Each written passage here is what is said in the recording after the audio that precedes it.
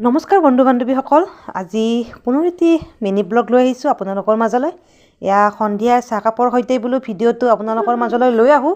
আৰু এয়া ঠাণ্ডাৰ দিনত গৰম গৰম মেগী লগতে গৰম গৰম চাহ, কি যে মজা লাগিব নহয়নে?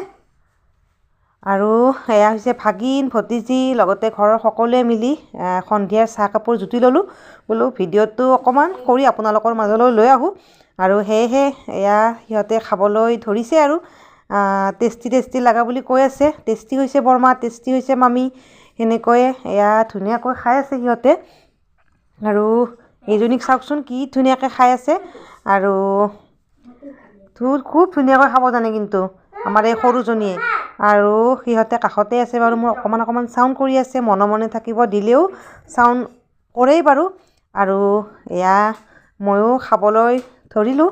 আৰু যিহেতু মই ভিডিঅ'টো চেলফিতে কৰিছোঁ, সেয়েহে বাওঁ হাতেৰে খোৱা যেন পাই নহয়নে?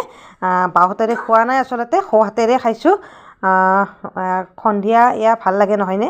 মই পিছে মেগী খাই, এয়া ফাষ্টফুড এইবিলাক খাই মই খুব ভাল পাওঁ।